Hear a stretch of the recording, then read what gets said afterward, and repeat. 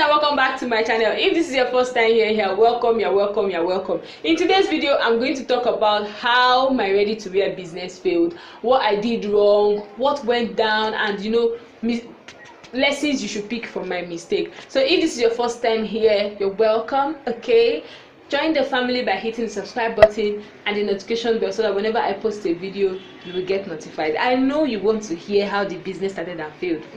Just keep watching. Okay.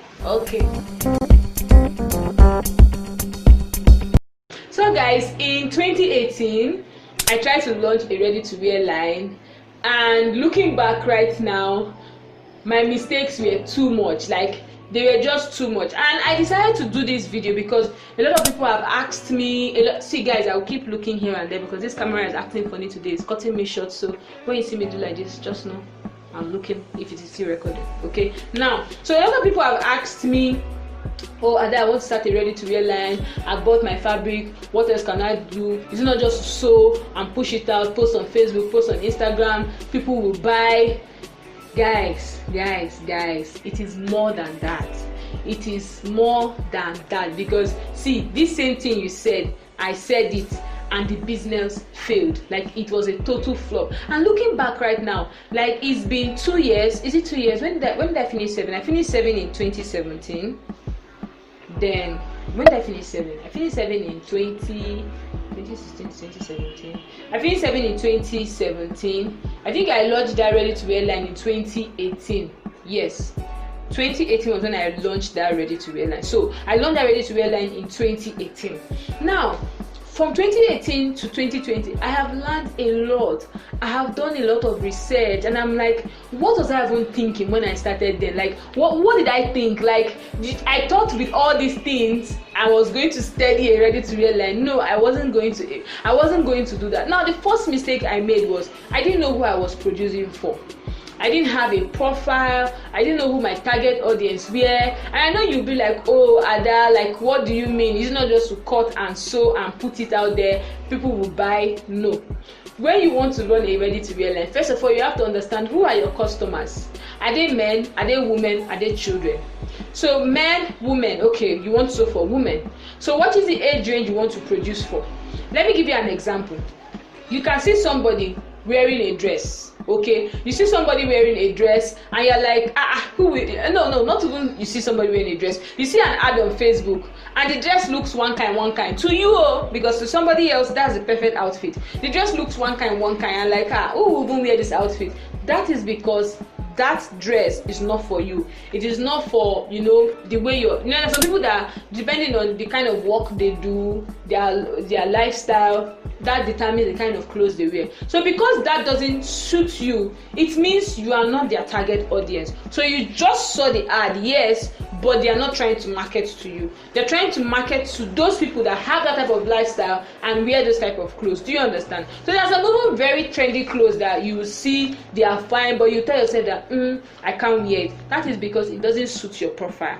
Do you understand? So me, I didn't even have an idea, first of all, the age range I was working with. I knew I was working with women, so I'm going to give myself 0.5, not even 1 mark, 0.5 max, 0.5 mark. You see, it's not even up to max. 0.5 for that. I knew I was working with women, but I didn't know the age range. Okay, so later on I'm like, okay, maybe it's just ladies around my age. Moreover, there are some clothes that any age range can wear. So I made the dresses. So I had my designs. So I had 1, 2, 3, 4. I had 4 designs. Now, one design was really unique. Like, I'm going to be very honest here. One design was really unique. So even if the others were unique to me, it was something that people would see and still feel like, oh, this design has been trending before, even though I did little tweaks here and there. Do you understand? So I had only 1 unique design and 3 other ones that look like popular demands. And the truth is, when you're coming into when you're coming into a business, you really have to stand out. I'm not saying okay, go and get out of this world designs, but these are designs. These create things that when people see, people be like, oh, Amaka made this, Tolani made this, you know, Munga made this. You understand? Make things that people will be like, oh, this is so nice. I've never seen something like it looks really unique. So I didn't have really unique design. So even the only one unique design I had, when I was going to purchase fabric, I just bought like 2 yards. Who does that? I was like, okay, if somebody orders, by the time I run ads on Facebook, run down on Instagram, plenty people will buy, and I will come back and buy plenty fabrics. Mind you, these prints were not Ankara prints. They were English prints. And you know, here in Nigeria, when you go to the market to buy an English print, you might go back and not find that exact print ever again in this life. So how will I want to start a ready-to-wear line? First of all, I don't even have a unique print I'm working with. Secondly, I bought just 2 yards. So after I ran the ads and people demanded for more, I couldn't get some prints. Do you understand? So prints away. I didn't have labels. I didn't have tags. I didn't have a size chart. I didn't have nothing. The dress I put out was not woven inside. I was just like, provided the design is good, people will buy it, fine. Let's push tags aside. Let's push labels aside. Let's push size chart aside. Now, I was leveraging Facebook and Instagram for my marketing, but I was targeting the wrong people. I was like, oh, then on Stitchadress I had like over 1,000 followers on Facebook, and I was like, oh, I have this amount of followers on Facebook. If I target, they will want to buy from me. And I wonder, why will I buy a cake when I can bake a cake? Like if I'm a professional baker and someone is advertising a cake, a chocolate cake, why would I buy a chocolate cake when I can bake it myself? Do you understand? So I was running my ads. I was expecting people on my page to buy from me. But why would they buy from me when they can sew the dress? Do you understand? Like, why would they buy from me when they can sew the dress? I'm not saying some of them will not want to support your business and, you know, patronize you, but why would somebody buy from you when they can sew the dress? So when it comes to run a ready-to-wear line, whether if you don't have a shop, like you don't have an office, you are running from home, you have to understand who your target audience are. If you are leveraging Facebook, you know, if you are leveraging Facebook and Instagram for your ads, make sure you are targeting the right people. Don't be targeting the ads to like sewing groups, because almost everybody in that group can sew that style, and even if they can't sew, they will make something that looks like it, you know, and you'll be angry like, oh, these people are not supporting my business, which leads me to the next one. I had high expectations. I felt like, oh, my family will buy, my friends will buy, but the truth is, not everybody's into what you are doing.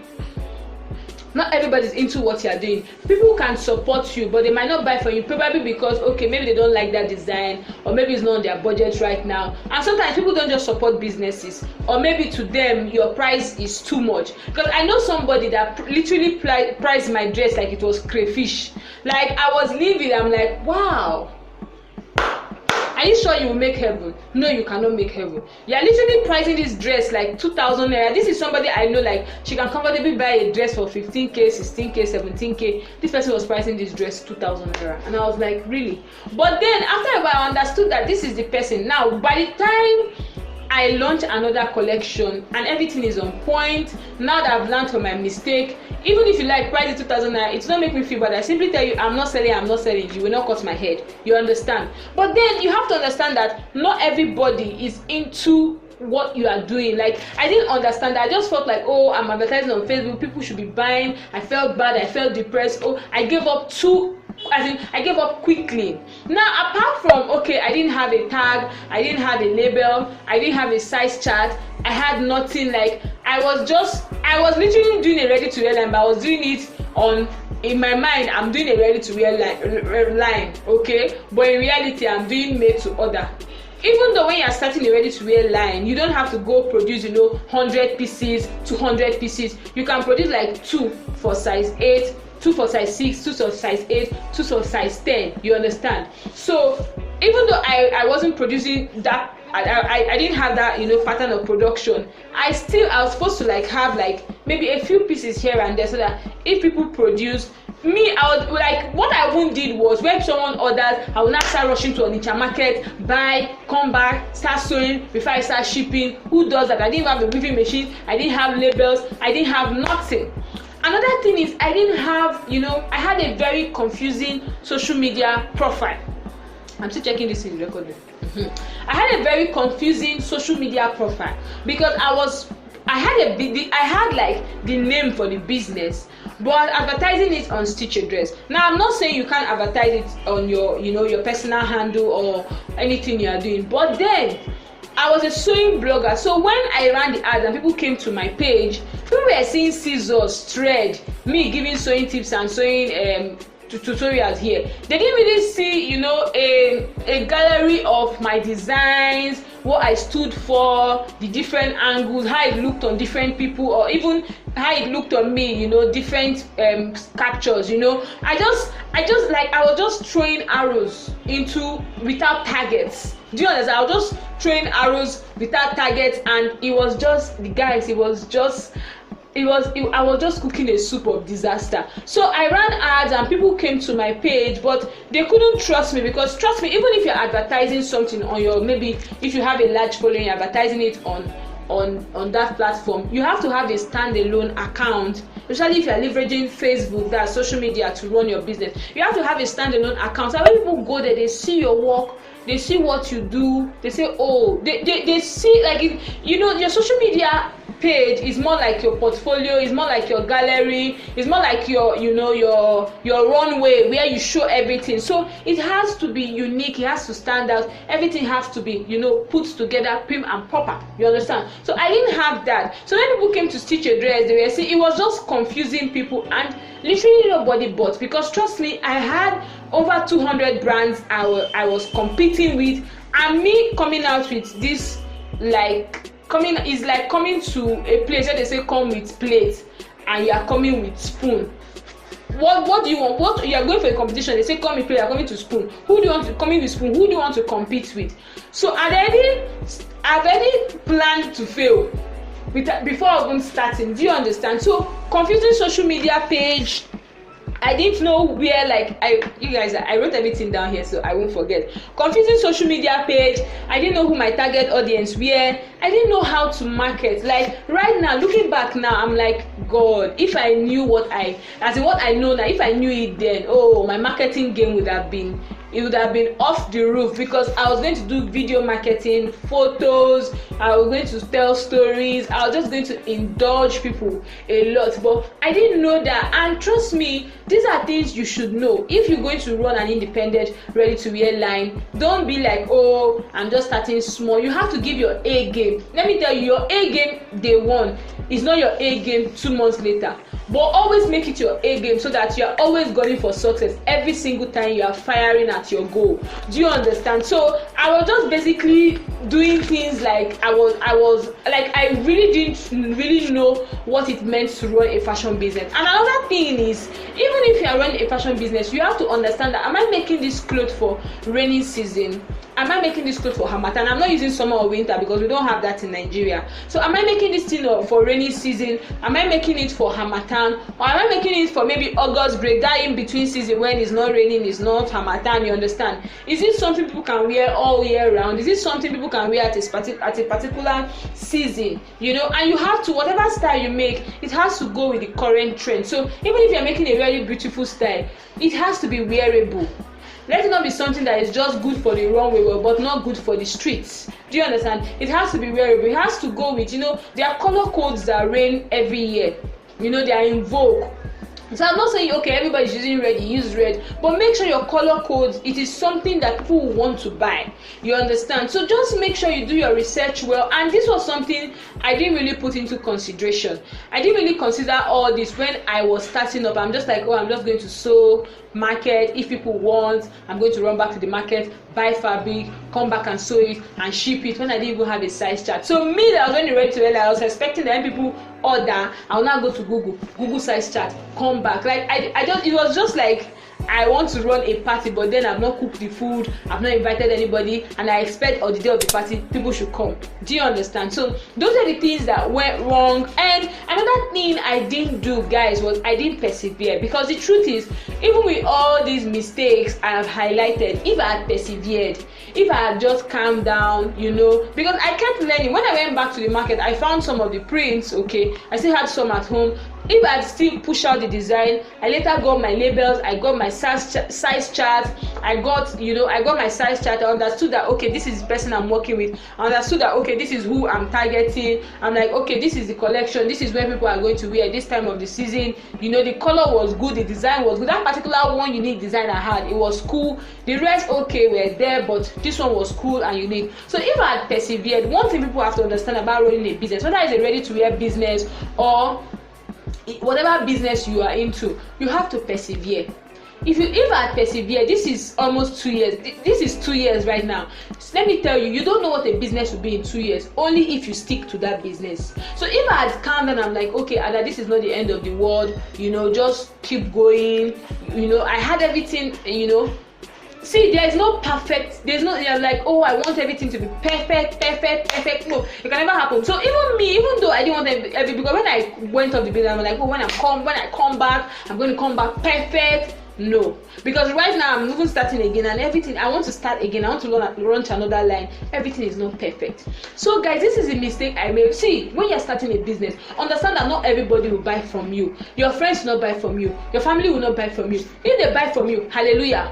Amen. Don't put your hopes up like, people buy for me, this person do it. Don't put your hopes up, because when you put your hopes up, you will get discouraged. So just have at the back of your mind that, okay, I'm starting this, I'm going to pray, I'm going to put in the work. Take courses in digital marketing.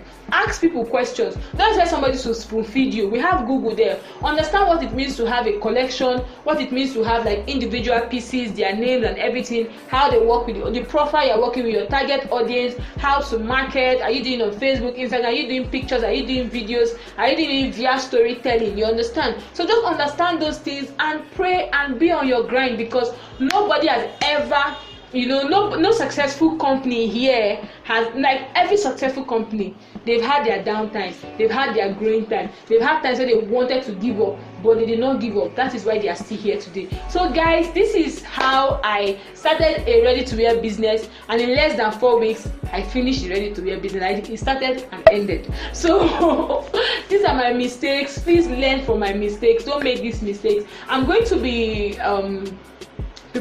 dishing out a course on, how to start a ready-to-wear line, where to get fabric, what you need to do, your design, costing, and all those things. It will be out soon. It's not now. I'm still preparing it. It will be out soon. So just keep your eyes open for it if you'll be interested in that type of thing.